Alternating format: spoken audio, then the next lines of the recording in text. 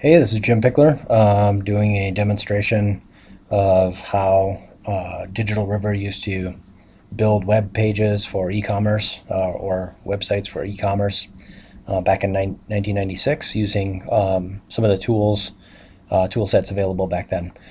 So this example is one for how we used to grab content and build the store based on that content.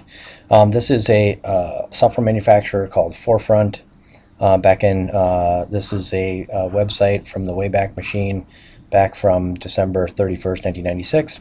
We used to use this product called WebWhacker, and as we can read about the description here, we can download single pages, groups of pages, or entire sites from the World Wide Web and surf from your local desktop kind of thing. And so what we used to do with this application was point it to a client's website and capture the website locally on our systems and then use those graphics, to build out our stores. And so this is the application we were using. So let me go ahead and give a demonstration of one of the stores that we did this for and the actual store running. This is a client of ours back in 1996. The client was called Miramar Systems.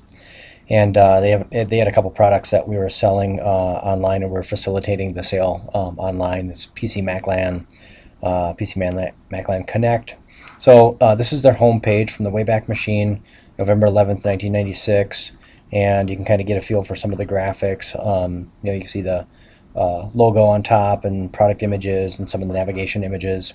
So this site we had whacked using WebWhacker, and we have a copy of those files that we whacked from back then. So if I pull up a restore, we have this folder called Miramar Whack. We can see there's a number of different images and logos and so forth that match the site that I just showed you.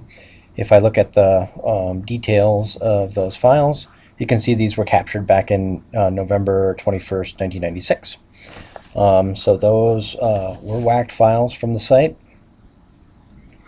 and that we used to build the store. Okay, so now if I go back over to the store that we built, this is on my browser. This is a store that we restored for Miramar. This is on the Digital River logic using Tango. You can see the URL up here. This is a local machine, Digital River Miramar, search.query, user reference, those types of things. So actually, if I go back, I can take a look at the real URL to link from, which is the welcome.qroi right here. So we can see this is the main page of the store that we used to have folks link into, welcome.qroi. And if we navigate the store, we can see the the company's logo. We can get a feel for the images that we took, that we implemented, going to the shopping cart.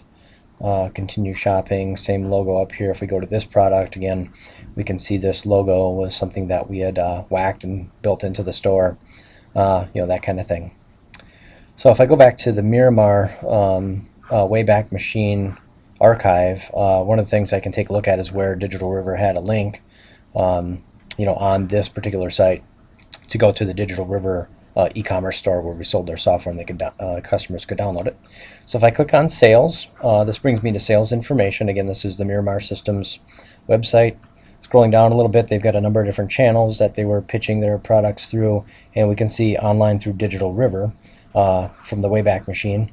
If I highlight over this link, if you look below, you can see we've got the digitalriver.com/digitalriver Miramar welcome.qry. So that was the link, and again, bringing this back to our store that we have recently restored, we can see the welcome.qry Miramar link here as well. Okay, that's it. Thank you very much.